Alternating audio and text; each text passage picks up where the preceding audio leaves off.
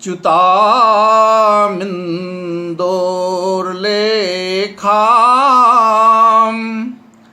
रतिकलाः भग्नं च वलयम् च्युतामिन्दोर्लेखां रतिकलाः भग्नं च वलयम् समं चक्रीकृत्य प्रहसितमुखी शैलतनया अवोचाद्यं पश्येत्यवतु गिरिशः सा च गिरिजा स चाक्रीडा चन्द्रो दशनकिरणापूरिततनुः स चाक्रीडा चन्द्रो दशनकिरणापूरिततनुः। वो कवि कहता है कि एक बार महादेव जी तथा भगवती पार्वती जी आपस में रथ क्रीड़ा कर रहे थे। एकाएक महादेव जी के सिर पर स्थित चंद्र रेखा तथा पार्वती जी के हाथ का कंगन गिर पड़ा। तब पार्वती जी ने उन दोनों को परस्पर मिलाकर चक्राकार करके एक गोला बना करके हंसते हुए कहा, ये देखिए वो दांतों की प्रभायुक्त शरीरधारी क्रीड़ा चंद्र तथा शिव पार्वती आपकी रक्षा करें। ये क्रीड़ा चंद्र नाम का एक कवि है। वो अपना नाम नहीं बताता है बल्कि वो अंकित करके बताता है। ये भी एक परंपरा रही होगी कि कवि अपने नाम को परिचय में नहीं बताते थे और अपने कवित्व में प्रस्तुत करते हैं। तो चलते हैं आज उस कालिदास और क्रीड़ा चंद्र के जो परिचय हुआ तो हम लोग मेघदूत से परिचय प्राप्त करते हैं। तो आइए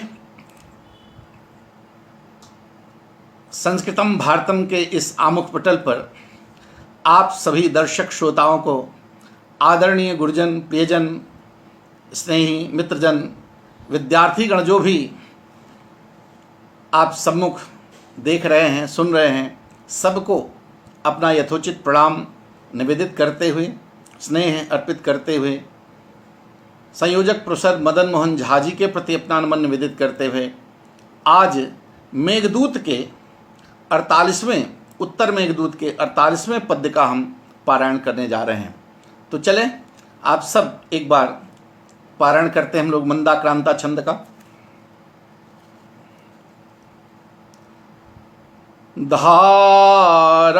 धारासिक्ता स्थल सुरभीणा त्वन्मुखस्यास्य बाले दूरीभूतं प्रतनुमपि मां पञ्चबाणः क्षिणोति घर्मान्तेऽस्मिन्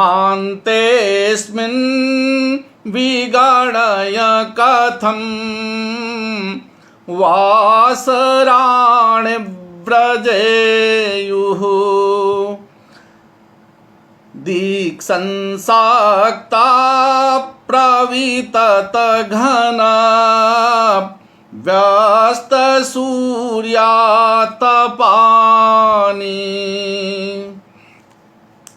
आज पूर्व प्रसंग से आपको जोड़ते हुए कल आपने देखा कि यक्ष मेघ के माध्यम से एक पद्य रचना कर भेजता है और अपनी प्रियतमा के पास वो भेजता है, त्वामालिख्य प्रणय कुपिताम धातुरागैः शिलायाम महात्मानं ते चरण पतितं यावदिच्छामि कर्तुम् अस्रस्तावन् मुहुरुपचतिर् दृष्टिरालुप्यते में क्रूरस्तस्मिन्नपि न सहते संगमौ नौ कृतान्तः। आपने उसमें देखा कि वह यक्ष अपनी प्रियतमा के उस वियोग में एक शिलापट्ट पर उस गेरू से, जो वहाँ पर कुछ नहीं लिखने पढ़ने का साधन है, रंग चित्रित करने का साधन नहीं है, तो गेरू ही पाता है और उससे उस शिलाफलक पर, शिलापट्ट पर उसका चित्रांकन करने के लिए आतुर होता है।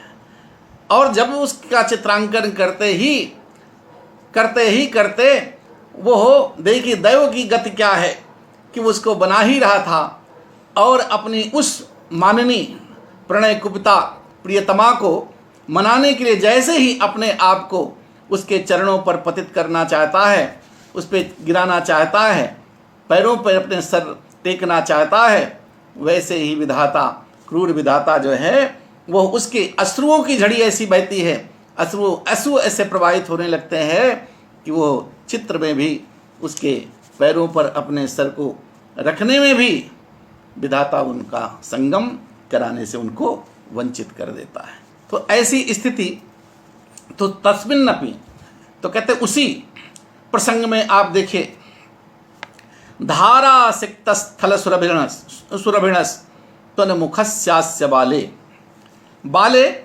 बाला षोडशी श्यामा का, जैसे श्यामा च श्याम वर्णाचा, उसमें बाला भी एक पर्याय मिलता है कि हे बाले, हे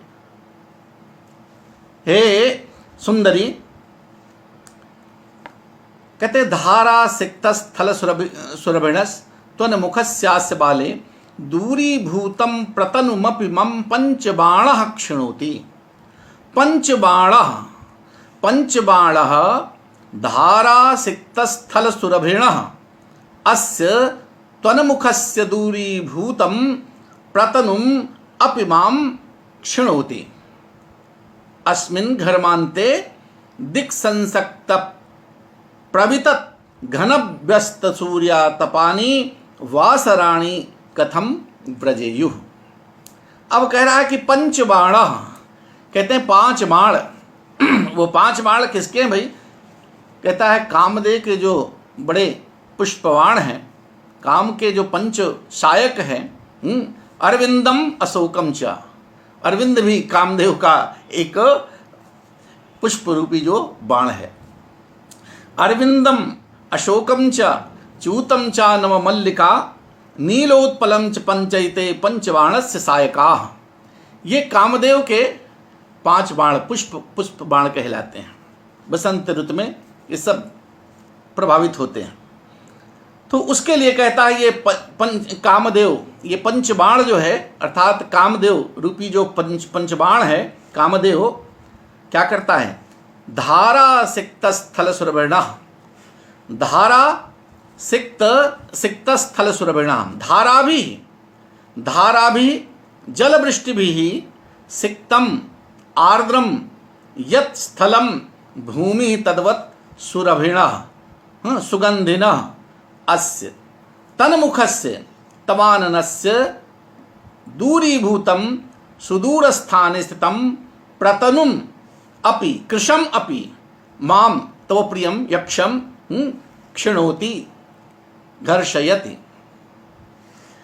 कामदेव अपने पंच पुष्पबाणों से वर्षा, धारा सिक्त स्थल सुरभिणा, धारा भी वर्षा की धाराओं से, बारिश से, तो कहते हैं वर्षा से आर्द्र हुई, वर्षा से सींची हुई, वर्षा के कारण गीली हुई, वर्षा से भीगी हुई स्थल, धरती के, वर्षा से भीगी हुई धरती के समान, पृथ्वी के समान सुगंधित, सुरभिणा सुगंधित। कामदेव वर्षा से गीली हुई, भीगी हुई धरती के समान सुगंधित।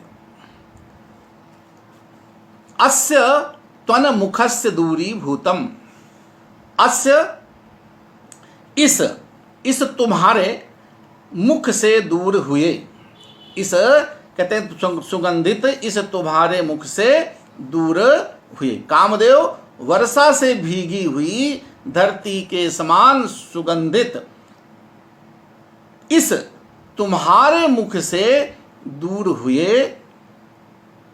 माम किसके? प्रतनुमपिमाम, प्रतनुम अपिमाम, दुर्बल होते हुए को भी, क्षीण होते हुए भी, क्षीण काय होते हुए भी की। अरे दुर्बल तो 8 महीने में तो वैसे भी वो सूख गया है, दुर्बल हो गया है, कमजोर हो गया है, उसके बावजूद भी यह कामदेव मानता नहीं है। क्या करता है कि मुझ क्षीण को भी, मन दुर्बल तो हूं ही, उस दुर्बल को भी और भी क्या कर रहा है? अपिमाम क्षीणोति, और भी दुर्बल बना रहा है।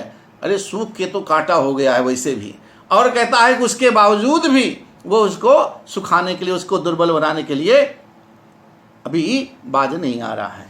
तो कामदेव वर्षा से गीली रहने वाली, भीगी सौंधी सौंधी जो सुगंध आती है वर्षा से, तो वर्षा की भीगी हुई धरती की सौंधी सौंधी जो सुगंध है उसके समान सुगंधित इस तुम्हारे मुख से दूर हुए, इस तुम्हारे मुख से दूरीभूतम, दूर पड़े हुए मुझ क्षीण व्यक्ति को, मुझ दुर्बल काय को, मुझ क्षीण काय वाले को और भी क्षीण बना रहा है, और भी दुर्बल बना रहा है, और भी कमजोर पतला दुबला और भी किए दे रहा है।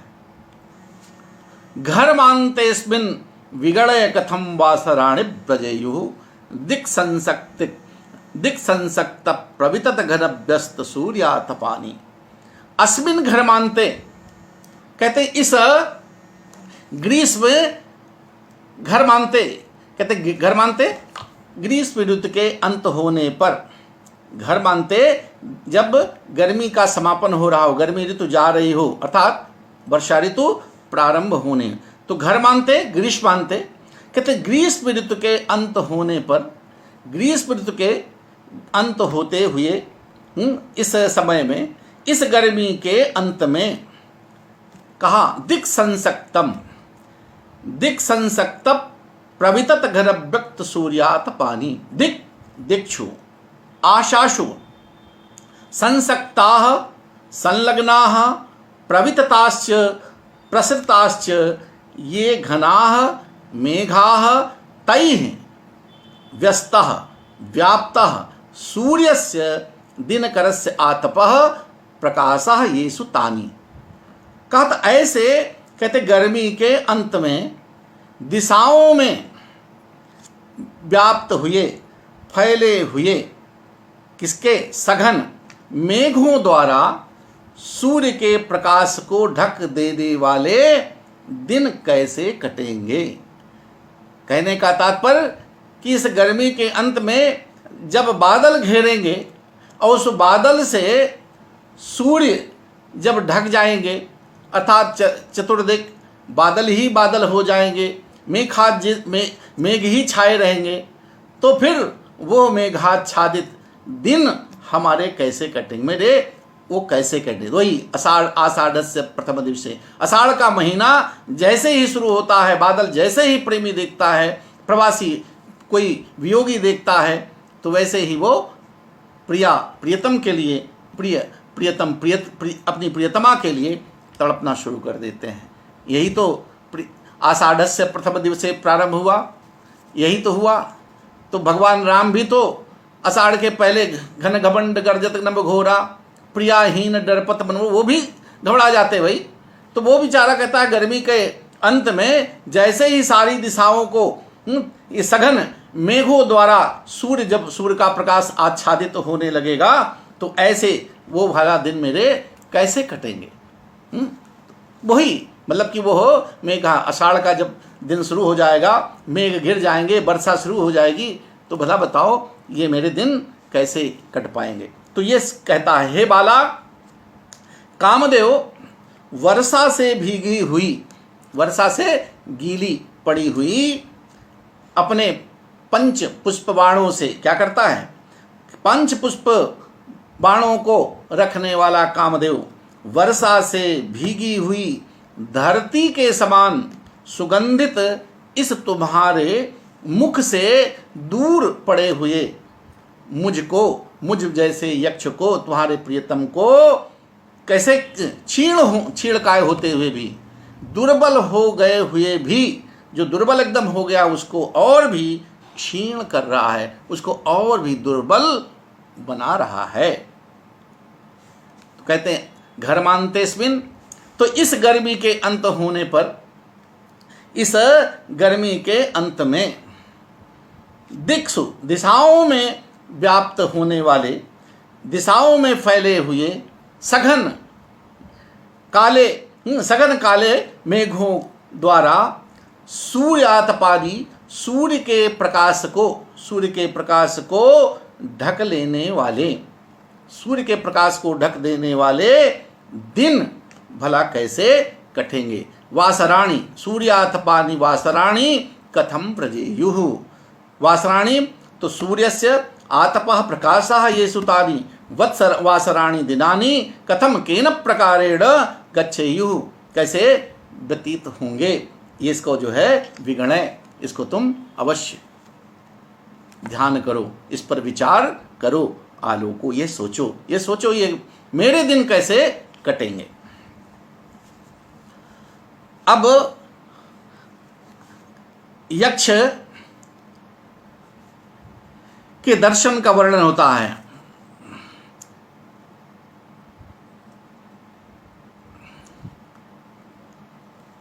यक्ष के स्वप्न देखता है, उसका वर्णन करता है। मामाकाश प्रणय मामाकाश प्रणिहित भुजम निर्दयाश्लेष हेतोर लब्धायास्ते कथमपि मया स्वप्न संदर्शनेषु पश्यन्तीनां न खलु बहुशो न स्थली देवतानां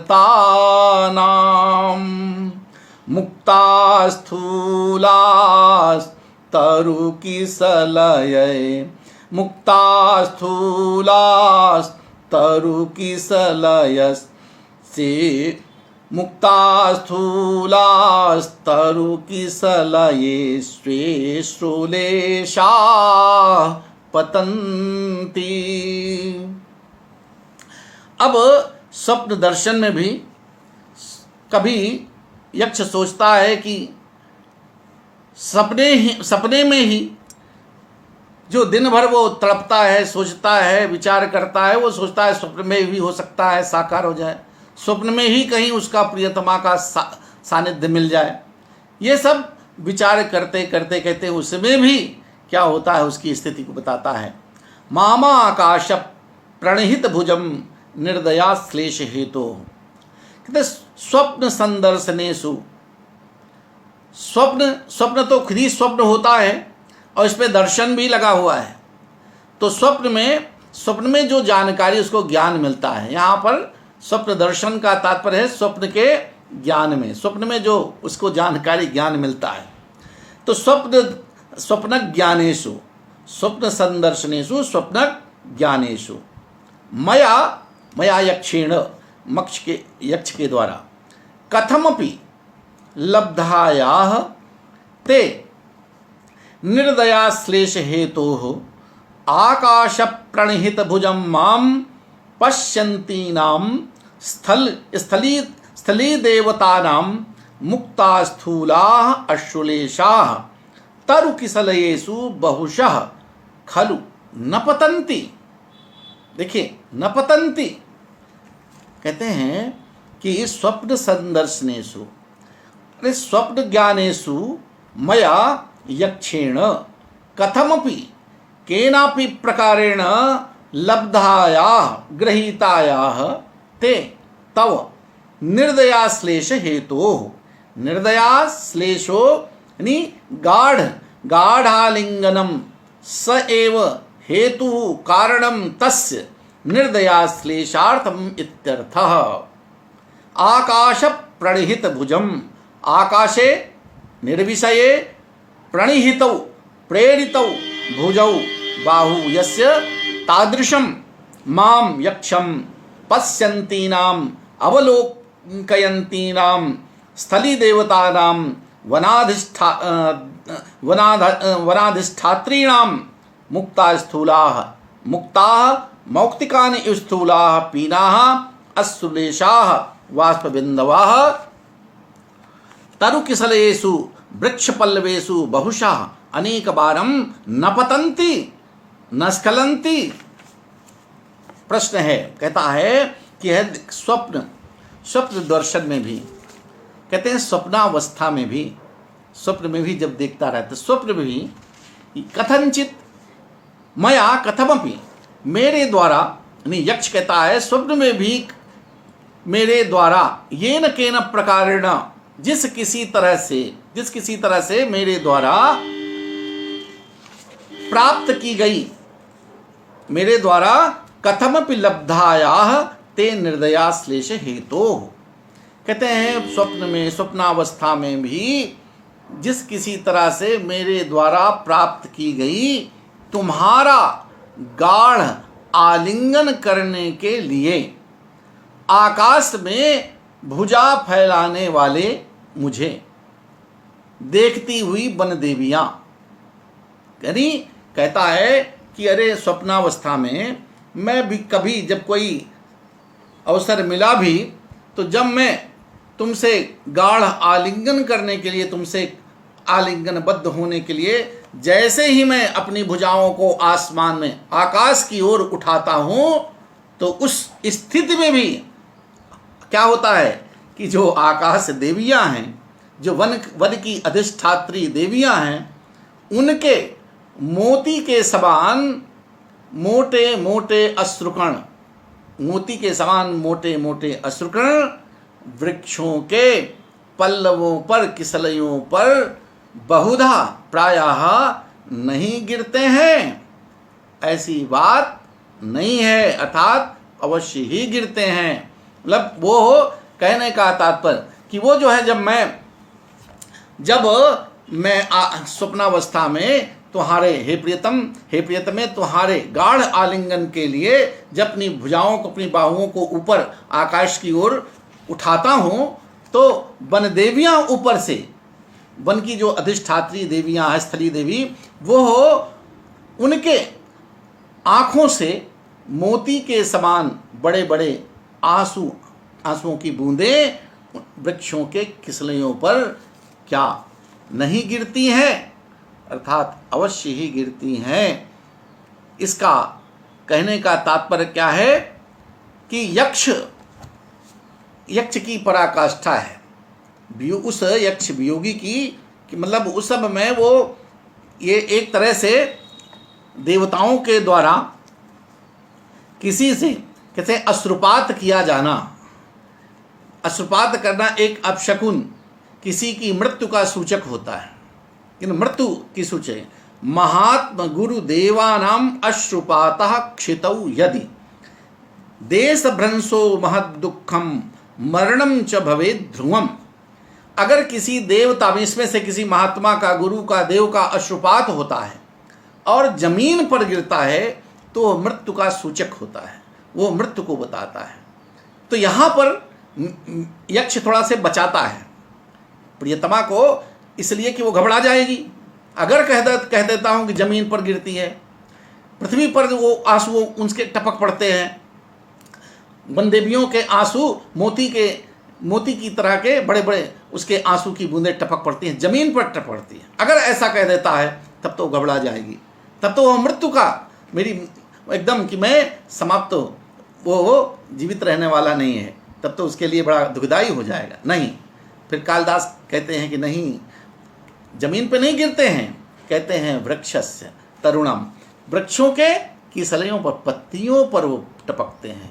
तो एक गिरते तो हैं, इसलिए कि वो मेरी स्थिति से वो इतना भावुक होती हैं, वो भी मेरी स्थिति को देखकर, मेरी पीड़ा को देखकर वन देवियाँ भी अश्रुपात करती हैं, अतः उनको भी दया आती है कि ये बेचारा इतना तड़प रहा है, पीड़ित है, उनको दया आती है मेरे ऊपर, वो भी अपना अश्रुपात करती हैं। और वो लेकिन उनका अश्रुपात जो है जमीन पे न होकर के कहाँ होता है, वृक्ष के किसलइयों पर होता है, इसलिए कि अभी इस ढाढ़स उसको मरने नहीं देना चाह रही हैं। तो मरने नहीं पाओगे, उनको वो उनका अवलंब सहारा मिलता रहता है। तो प्रीतमा उसको ढाढ़स बंधा रहा है कि चलो वन देवियाँ तो आंसू तो बहाती हैं, उसको उसके साथ में उसको अवलंब दे रही हैं, उसको थोड़ा आश्वासन दे रही हैं। फिर भी ऐसी स्थिति वो अपनी बता रहा है। कहता है स्वप्नावस्था में जिस किसी तरह से ये न किन प्रकारेण मेरे द्वारा प्राप्त की गई तुम्हारा गाढ़ आलिंगन, मैं स्वप्न में सोचता हूँ कि तुम्हारा गाढ़ आलिंगन, तुमसे मैं तुम्हारा सानिध्य मिलने वाला है, तुमसे मैं कसकर आलिंगन करना चाहता हूँ उस स्वप्नावस्था में। लेकिन और जैसे ही गाढ़ आलिंगन के लिए अपनी बाहुओं को ऊपर आकाश बन ऊपर की ओर उठाता हूँ, फैलाता हूँ, फैलाने वाले, तो मुझको जैसे ही फैलाता हूँ तो मुझको उस फैलाए हुए भुजाओं वाले मुझे देख करके देखती हुई वन देवियों के मोतियों के समान मोटे मोटे स्थूल मोटे मोटे अश्रुकर्ण वृक्षों के पल्लवों पर बहुधा नहीं गिरते हैं, ऐसी बात नहीं है। अर्थात वो बेचारी, उनके आंसू गिरते हैं, अवश्य ही गिरते हैं वो, लेकिन वो वृक्षों के पत्तों पर गिरते हैं। तो यहाँ पर यक्ष का मरणाभाव सूचित करने के लिए यहाँ पर तरु किसलयों पर अश्रुपात कहा गया है। और प्रेम की पराकाष्ठा तो यही होती है जब प्रेमी और प्रेमिका एक दूसरे के लिए कि हाँ अब तुम्हारे बिना हम जिंदा नहीं रह सकते हैं, हाँ अब तो हमारा जिंदा रहना मुश्किल है भाई। तो ये पराकाष्ठा की स्थिति यक्ष की हो चुकी है।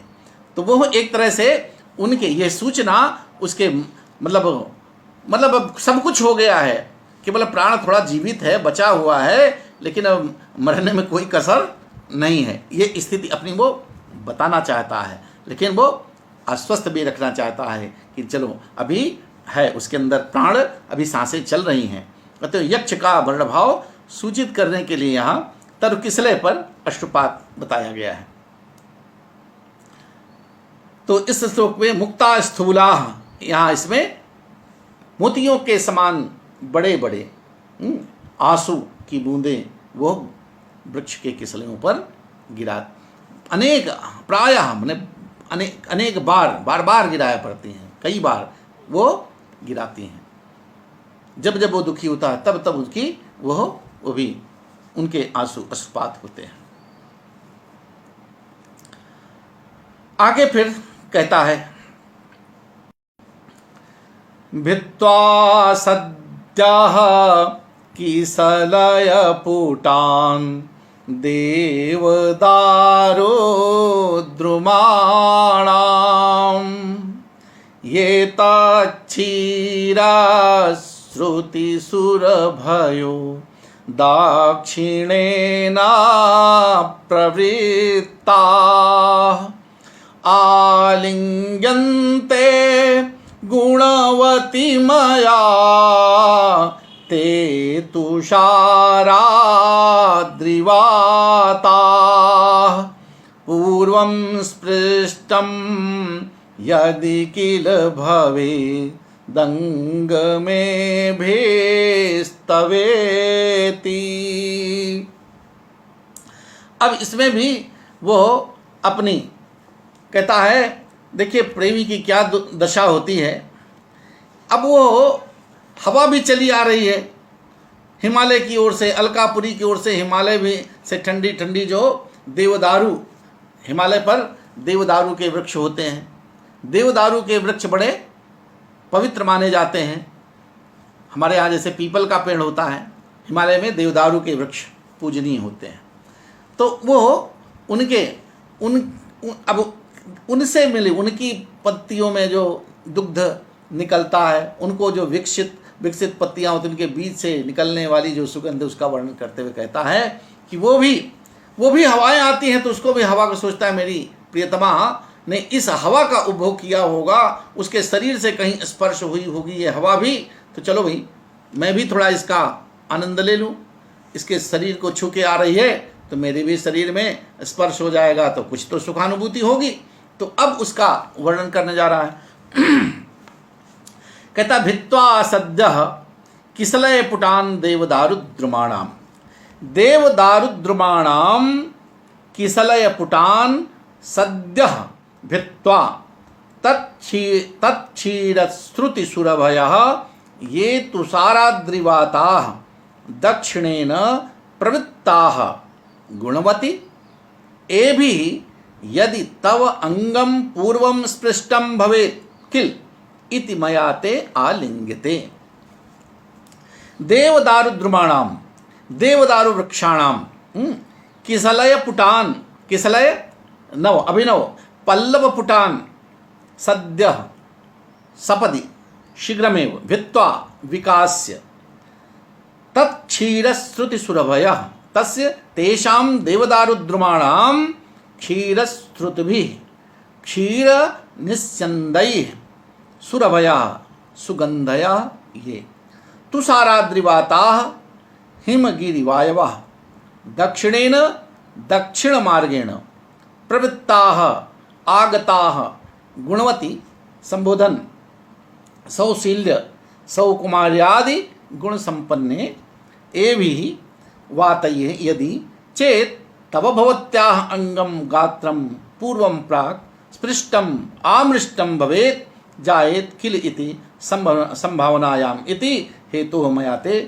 वाताः आलिंग्यते।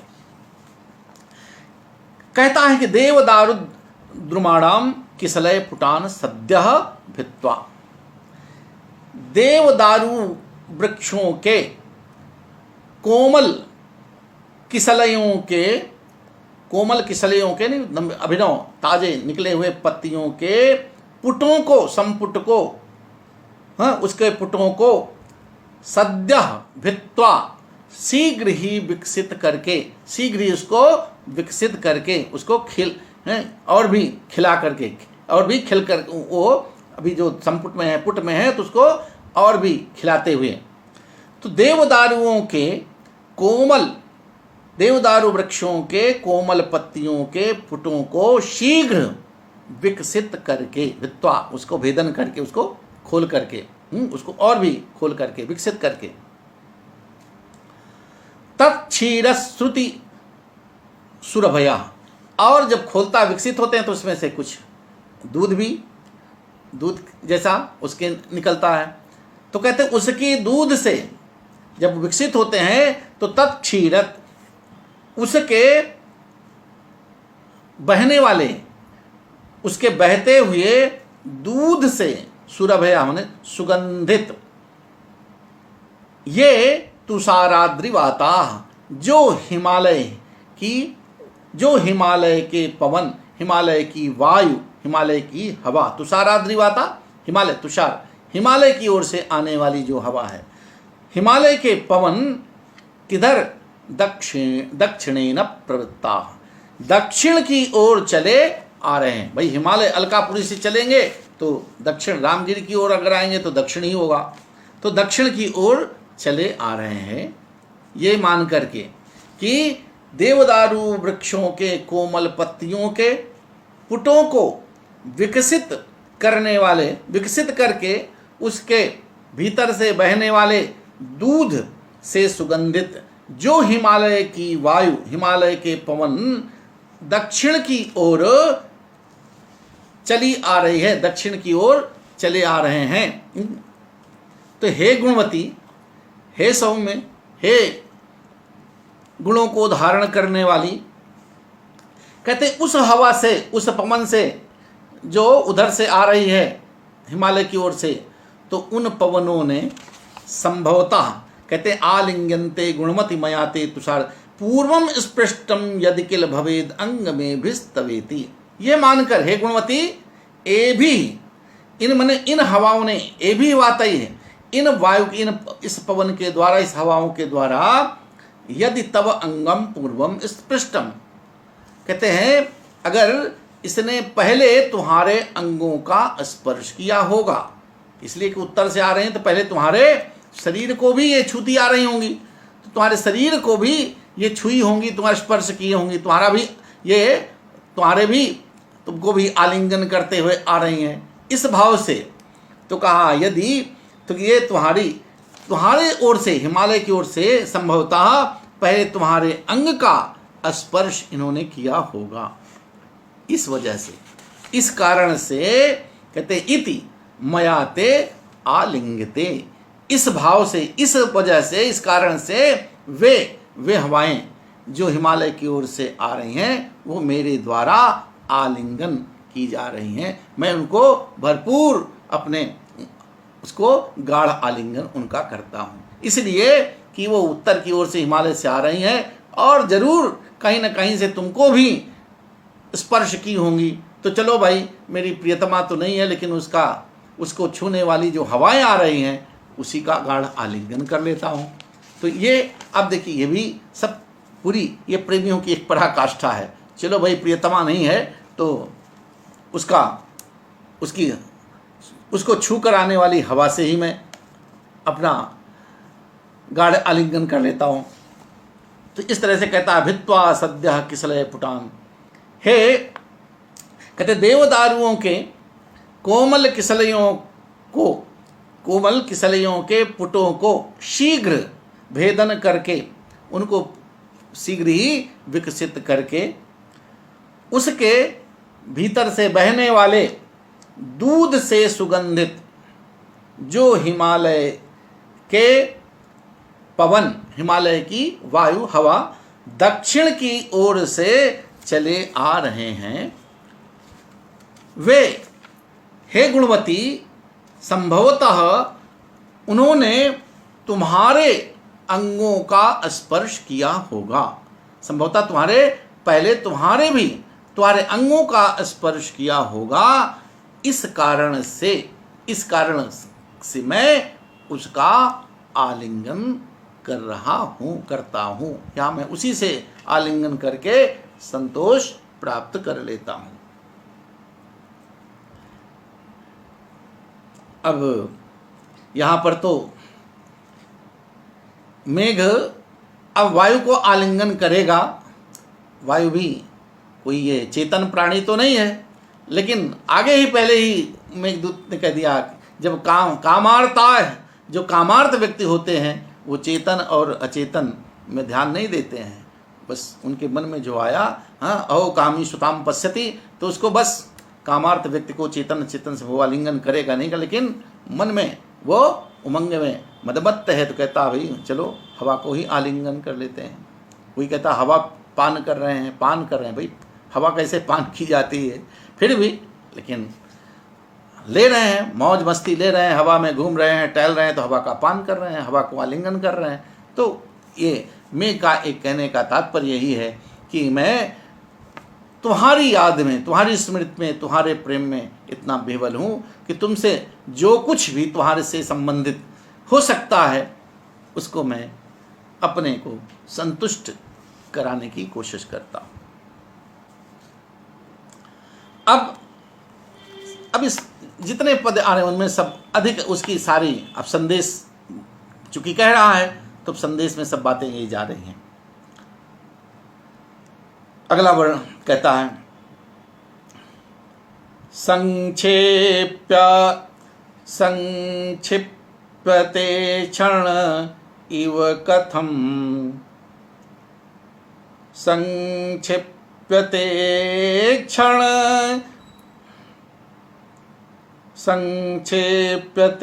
क्षण इव कथम दीर्घयामा, कुछ त्रुटियां हो रही, संक्षेपेते, हाँ कुछ यहाँ पर त्रुटि है मेरी पुस्तक में, इसलिए थोड़ा दिक्कत हो रही है यहाँ पर। संक्षिपेत संक्षेपेत क्षण इव कथम दीर्घयामात्र्यामा, सर्वावस्थास्वहरपि कथम मंद मंदातपं स्यात्, इत्थं चेताश्चटुलनयने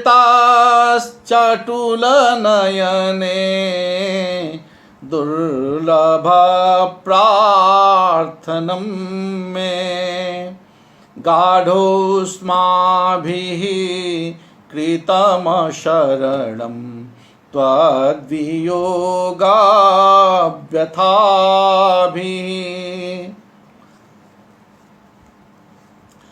अब कहते संक्षिप्त, ये संक्षिप्पेत, थोड़ा मात्रा की मेरे पुस्तक में कमी है इसलिए थोड़ा गड़बड़ा रहा था। संक्षिप्पेत क्षण इव कथम दीर्घयामा त्रियामा, दीर्घयामा त्रियामा क्षण इव कथम संक्षिप्पेत। यह अब रात्रि के पहर की बात करता है।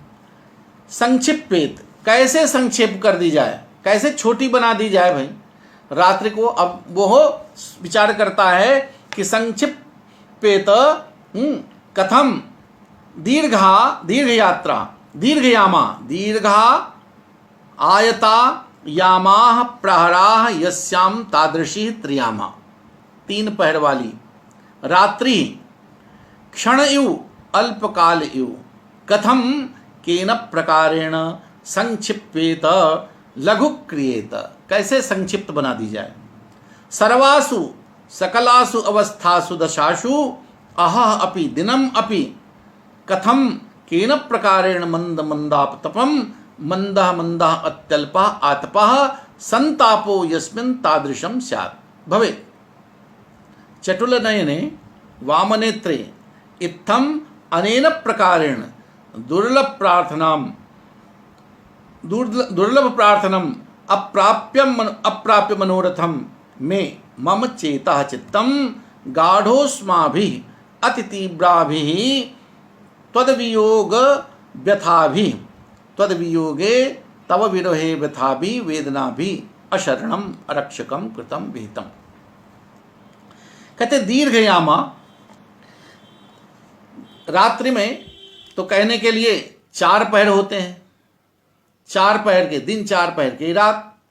लेकिन अब ये जो है आषाढ़ का महीना है, दिन यद्यप बड़ा होता है, रात्रि छोटी होती है। लेकिन त्रियामा कहने का तात्पर्य क्या है कि रात्रि का 3 पहर, ये 3 पहर लंबी पहरों वाली जो रात है, 4 पहरों वाली जो रात है, 4 पहर जो होते हैं, तो एक पहर तो सायंकाल मान लीजिए और एक दूसरा सुबह का, तो सुबह का मान लीजिए एक।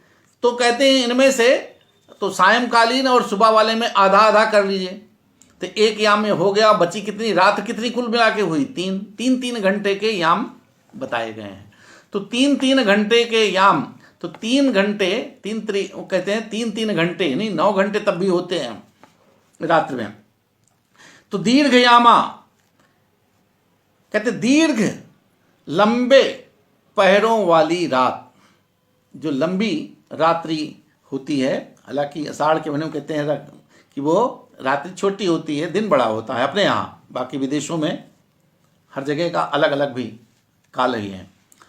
तो लंबे पहरों वाली रात क्षण भर के समान, क्षण इव कथम दीर्घयामा त्रियामा, दीर्घ याम वाली लंबे पहरों वाली रात त्रियामा, यह रात क्षण के समान कैसे हो जाए, एक क्षण की तरह कैसे हो जाए, मतलब लंबी रात कैसे बीत जाए, कितना जल्दी बीत जाए, इस भावना से कितनी छोटी हो जाए।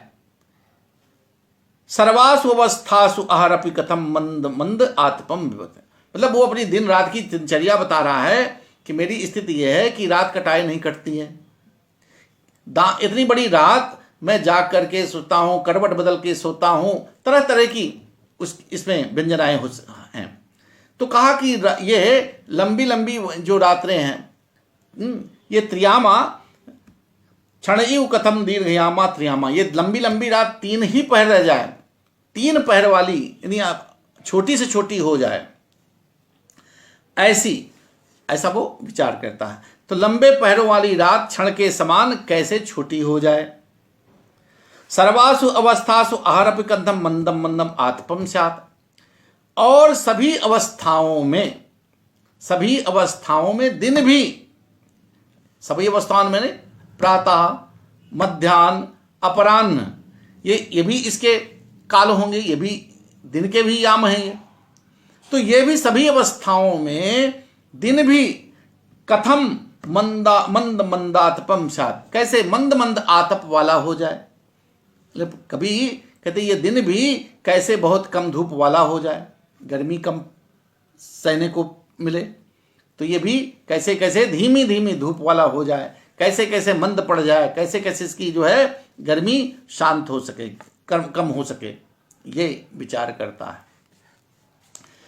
इत्थम, इस प्रकार से, चेतस चटुल नयने, इस प्रकार से हे चटुल नयने, हे चंचल नेत्रों वाली, हे चंचल नेत्रों नयनों वाली, इत्थम, इस प्रकार से दुर्लभ प्रार्थनम में, दुर्लभ मनोरथ वाले, ऐसी बात सोच रहा हूं कि जो कि मेरी इच्छा पूर्ण भी नहीं हो सकती है, मेरे कहने से रात छोटी हो जाएगी, मेरे कहने से भगवान सूर्य अपना जो है धूप कम कर देंगे, ये फिर, लेकिन फिर भी मैं इस प्रकार से दुर्लभ प्रार्थना करने वाला, मैं इस प्रकार से दुर्लभ असंभव मनोरथ वाले में चेता, मेरे चित्त को, किसके, गाढ़ोस्माभि कृतम शरणम तद वियोग व्यथाभि, इस मेरे चित्त को अत्यंत तीव्र, इत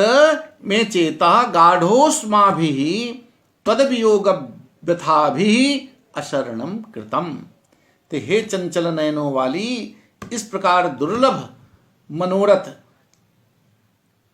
इच्छा रखने वाले मेरे चित्त को, गाढ़ोस्माभि, अत्यंत गाढ़ मतलब तीव्र, अत्यंत तीव्र, तद वियोग व्यथाभि, अत्यंत तीव्र तुम्हारी विरह वेदना ने असरणम कृतम, एकदम असहाय बना दिया है, निराश्रित बना दिया है, अनाथ बना दिया है। हे प्रियतमे, इस स्थिति में कि मेरी दिन और रात दोनों कटाए नहीं कट रहे हैं, तो ये सोचता हूं कि हे भगवान, किसी तरह से ये लंबी रात्रि जो है दीर्घयामा, 4 पहरों वाली जो रात्रि है, ये त्रियामा यानी त्रियामा है, नहीं चलो 4 पहर नहीं तो 3 ही पहर रात्रि होती है, शाम सुबह हम निकाल दें तो वो भी कितना क्षणयु, वो भी एक क्षण की तरह हो जाए, उन्हें कितनी जल्दी बीत जाए, वो ये चाहता है। दिन रात्र कितनी छोटी हो जाए, एक तो ये चाहता है। फिर कहता है सभी अवस्थाओं में, दिन में क्या है, दिन में सुबह, दोपहर, शाम, अपराह्न, ये किसी भी कोई भी अवस्था हो, चाहे वो पूर्वाह्न हो, चाहे मध्याह्न हो, चाहे अपराह्न हो, कोई भी अवस्था हो, तो जो सूर्य का आतप है, सूर्य की जो गर्मी है, सूर्य का जो धूप है, कथम आत्मम मंदम मंदम, कैसे इसको धीमे धीमे कर दिया जाए, कैसे धीरे आतप वाला बना दिया है, कैसे मंद मंद प्रकाश वाला बना है, सूर्य के प्रकाश को भी कैसे दिन में भी कैसे इसको धूप को कम वाला, सूर्य के प्रकाश को भी, धूप को भी कैसे इसको कम हो जाए, मंद मंद पड़ जाए। तो हे चटुल नयने, हे चंचल नेत्रों वाली, इस प्रकार की दुर्लभ प्रार्थना करने वाले, इस प्रकार की दुर्लभ इच्छा रखने वाले मुझ जैसे तुम्हारे प्रेमी को क्या कहते हैं, गाढ़ो स्वाभि कृतम शरणम, तुम्हारे गाढ़ो नहीं तीव्र और तपाने वाले, गाढ़ और उस्माभि माने तपाने वाले, संतप्त करने वाले, और ये तुम्हारे गाढ़ यानी तीव्र संतप्त करने वाले तुम्हारे वियोग व्यथाने, वियोग की व्यथाने, तुम्हारे वियोग जन्य दुख के ने मुझे, विरह वेदना ने मुझे अनाथ कर दिया है। तो तुम्हारे तीव्र कहते गाढ़ोस्माभि, तीव्र तपा बने, अत्यंत तेज संतप्त करने वाले, बहुत तीव्र तपाने वाले, तन संतप्त करने वाले तुम्हारी विरह वेदना ने मुझे असरण, मुझको जो है असहाय बना दिया है, मुझको अनाथ कर दिया है।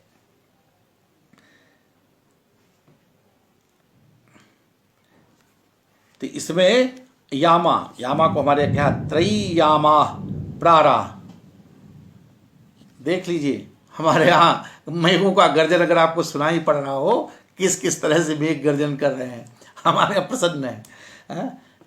विद्युत चली गई है, मेघ की गर्जना हो रही है, ये हमारा ये प्रयागराज का देखिए मेघ प्रसन्न है। त्रियामा की बात हो रही है तो त्रयी यामाह प्रहराह यस्याम सत्रियामाह आद्यंतयोर अर्धयामयोर दिन व्यवहारात त्रियामा इति क्षीर स्वामी।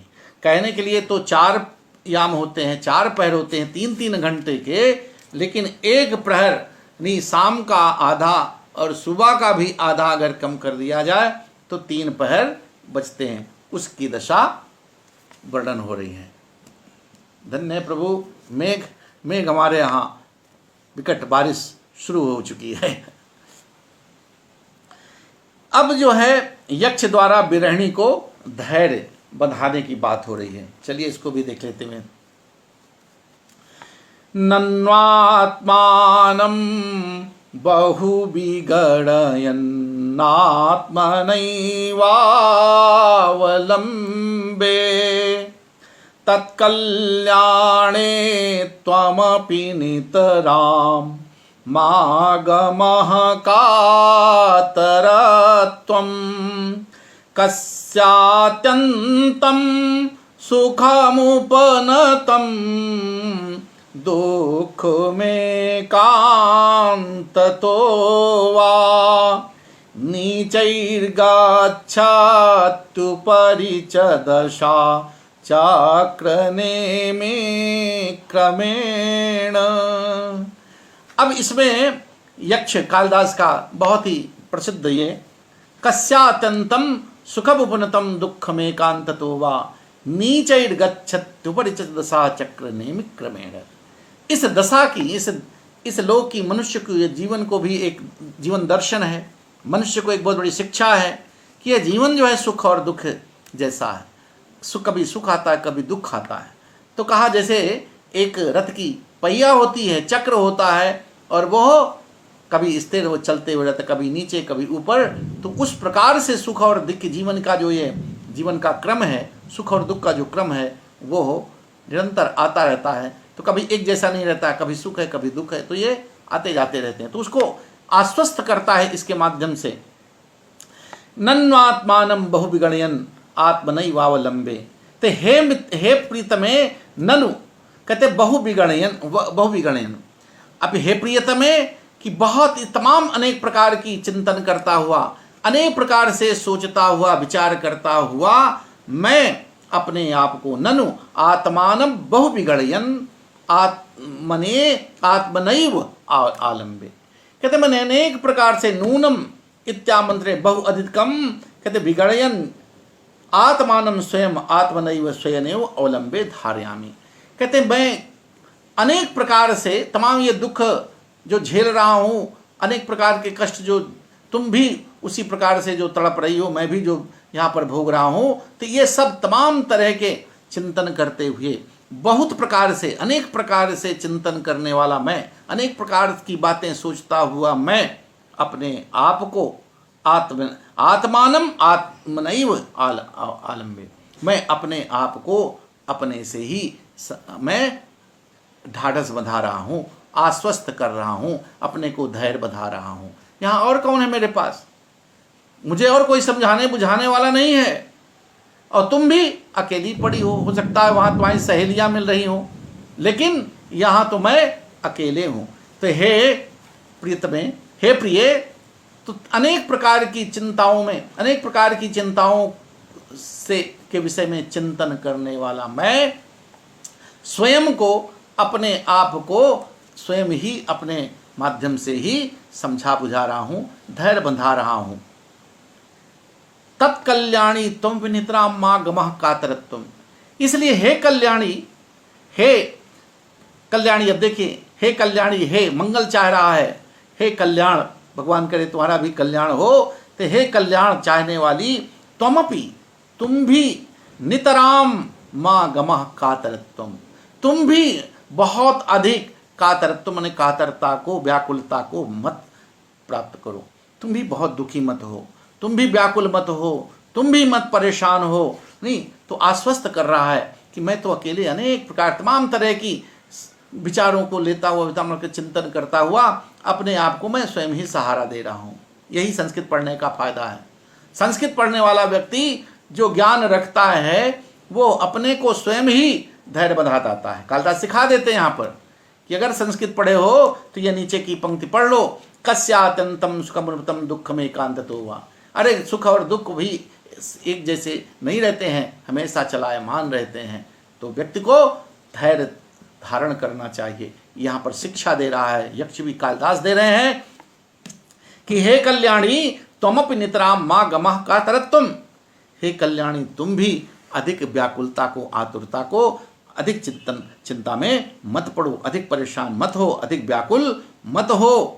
तुम्हें अधिक दुखी तुम्हें भी नहीं होना चाहिए, क्योंकि कस्यात्यंतम सुखमुपनतम दुःखमेतांत। कहते कौन व्यक्ति ऐसा है, धन्य है। देख रहे हैं हमारे मेघ की गर्जना को हमको भी चौंका रहा है, इतना भयंकर गर्जन हो रहा है कि मैं भी चौंक उठ रहा हूँ इस समय। तो कहा कि तुम भी, हे कल्याणी तुम भी बहुत दुखी मत होना। कहते कौन भला इस जीवन में किसे अत्यंत सुख, या कौन ऐसा व्यक्ति है जिसे लगातार अत्यंत सुख ही मिल रहा हो, किसे अत्यंत बहुत ही सब सुख ही सुख मिल रहा हो लगातार, और कौन ऐसा व्यक्ति है कि उसको लगातार क्रम से दुख ही दुख मिल रहा हो। ऐसा कौन व्यक्ति यहाँ है? तो कहते हैं नीचैर गच्छति परिचय दशा चक्र नियमित क्रमेणी। ये जो सुख और दुख की जो ये स्थिति है, कहते हैं ये लोगों के जीवन में दशा, ये दशा पहिए के किनारे चक्र नेमी, चक्र गोली पहिया जो होती है, पहिए का जो ऊपरी भाग होता है जो घूमता है, ऊपर से नीचे आएगा फिर ऊपर जाएगा, तो जो चक्र की नेमी होती है उन्हीं ऊपरा, उसकी ऊपरी भाग, तो दशा पहिए के किनारे के समान, किनारे के समान नीचे, नीचैर गच्छत पर नीचे ऊपर आया जाया करती है। तो लोगों की जो दशा है, जो स्थिति है, यानी समय परिवर्तन, time and tide wait for none, समय और ये बदलते रहते हैं। तो जीवन में ये सुख दुख आते जाते रहते हैं। तो ये जो जीवन की दशा है मनुष्य के जीवन की, ये पहिए की भांति, पहिए के नेमी किनारे की भांति नीचे ऊपर आया जाया करती है। ये तो बहुत प्रसिद्ध पद्य है और बहुत प्रसिद्ध सूक्ति है जो जीवन में काम आती है। हर व्यक्ति इसको गुनगुनाता है, दोहराता है। हमारे कवियों ने इसका बहुत अनुकरण किया है। कालक्रमेण जगतः परिवर्तमाना चक्रार पंक्तिरिव गच्छति भाग्य पंक्ति। स्वप्नवासो दत्तम में भी ये बात कही गई है। अब ये देख लीजिए, यहाँ स्वप्नवासो दत्तम भास की रचना है। भास कालिदास से पहले हैं। कालिदास ने ये, भास ने ये पंक्ति पहले किया है कि कालिदास ने किया है, ये विचारणीय बात है। कालक्रमेण जगतः परिवर्तमाना चक्रार पंक्तिरिव गच्छति भाग्य पंक्ति। ये स्वप्नवासो दत्तम में, नहीं भास ने इसको पहले लिख दिया है। चक्रस्य नेमि तस्याह क्रमः चक्र रथांगम तस्यांते नेमि स्त्री स्यात् प्रति पुमान इत्यमरः। तो इसको फिर से देख लीजिए एक बार। कहते हैं नन्वात्मानं बहुविगणयन्, ते हे प्रियते, हे प्रियतमे बहुविगणयन् आत्मनैव आत्मानम आत्मनैव आलम्बे। हे प्रियतमे, अनेक प्रकार की चिंताओं में पड़ा हुआ मैं, अनेक प्रकार से चिंतन करने वाला मैं अपने आप को स्वयं ही अपने को अपने से मैं ढाढ़स बताता हूँ, धैर्य बंधा रहा हूँ। इसलिए हे कल्याणी तुम भी स्वयं बहुत अधिक कातर मत हो, तुम अधिक दुखी मत होना,